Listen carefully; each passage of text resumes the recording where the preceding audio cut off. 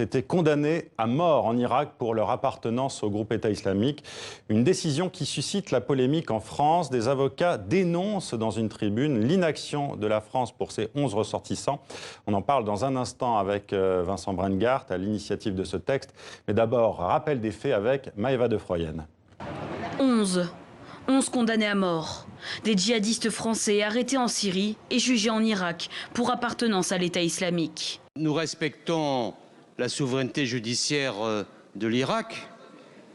Et je voudrais vous dire, contrairement à ce que j'entends ici et là, le procès est équitable. Un procès équitable ? Non, répondent les avocats des familles et des ONG. Ils estiment que l'Irak n'offre qu'une parodie de justice.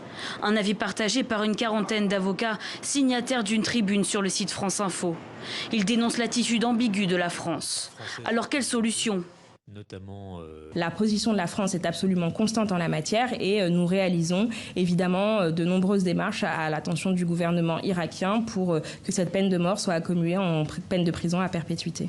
Face à ces critiques, le gouvernement français, par la voix de Nicole Belloubet, garde des Sceaux, évoque désormais l'hypothèse d'un tribunal international en Irak pour juger équitablement ces djihadistes étrangers.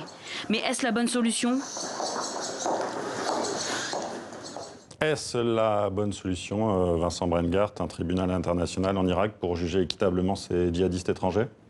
Déjà, on a l'impression que le sujet rebondit chaque jour parce que vous avez notamment vos confrères ce matin qui ont révélé que les autorités françaises payent 2 millions de dollars par personne et par djihadiste concerné pour éviter l'exécution de la peine de mort. Ce qui veut dire qu'on se retrouve dans une situation complètement paradoxale où les autorités françaises ont parfaitement conscience non seulement que la peine de mort est contraire à notre ordre public, contraire au droit international, que l'Irak n'est pas en mesure de garantir des procès équitables, mais qu'en plus, on apporte un soutien matériel, financier à l'Irak, précisément pour se débarrasser du fardeau que constituent nos ressortissants.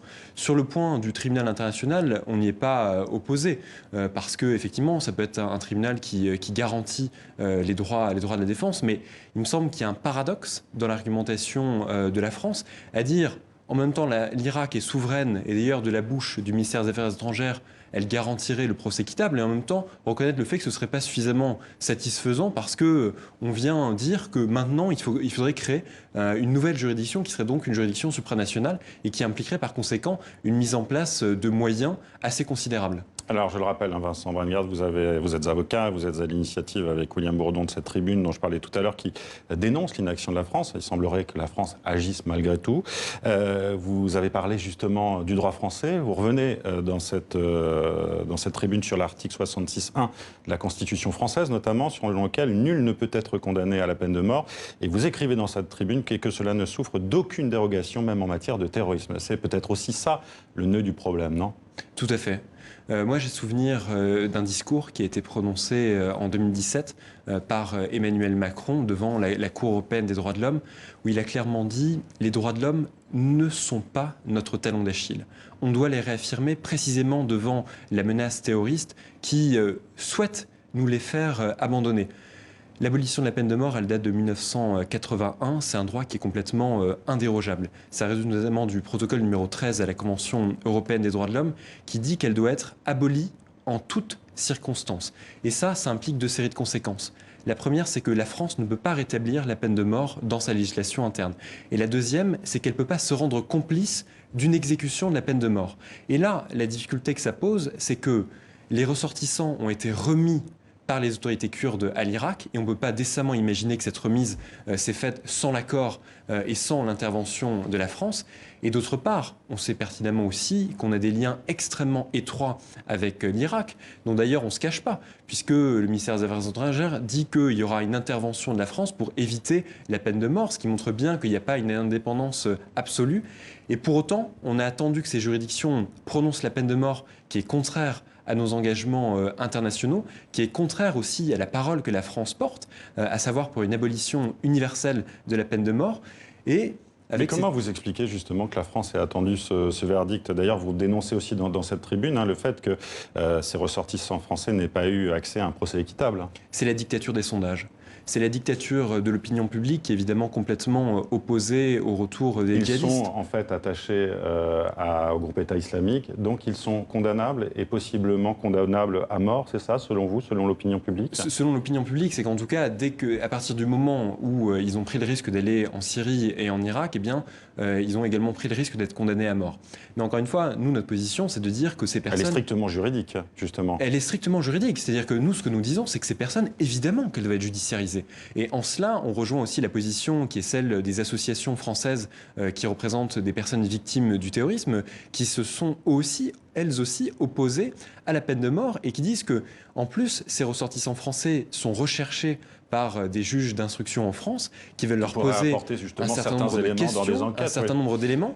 Et alors là, on se retrouve non seulement privé de la possibilité que ces personnes soient présentées à des juges français pour obtenir des informations sur les conditions de leur départ, éventuellement sur leur rôle aussi dans l'État islamique, et en plus des personnes qui sont condamnées en violation complète du procès équitable.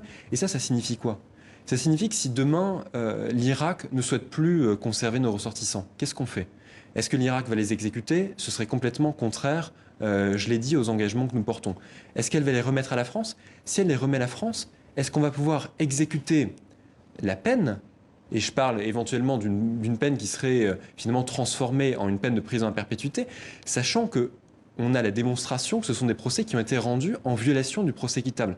Je crois que la France s'est mise complètement dans une impasse, qu'elle en a parfaitement conscience, que cette impasse est liée finalement à des sondages, à la position de l'opinion publique, mais ça pose une série de questions juridiques extrêmement complexes, et encore une fois, qui ne doivent pas être simplement ramenées à une volonté de polémique qu'on peut lire dans la bouche de certains. C'est la question de l'état de droit, tout clairement. C'est la question de l'état de droit, et qui se posait déjà, je l'ai dit, en 2017, s'agissant des multiples prolongations de l'état d'urgence, avec ces formidables paroles. Je dis simplement, si je rappelle les paroles, le terrorisme djihadiste veut nous amener à abandonner des principes qui sont une part essentielle de nous-mêmes.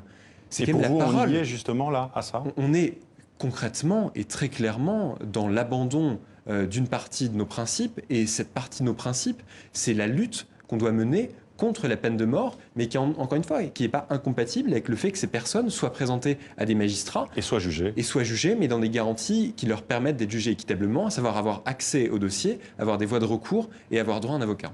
Merci Vincent Brandegard d'avoir été avec nous. Je rappelle que votre tribune, on peut la lire notamment sur le site de France Info. Tout à fait. Merci à vous d'avoir été avec nous.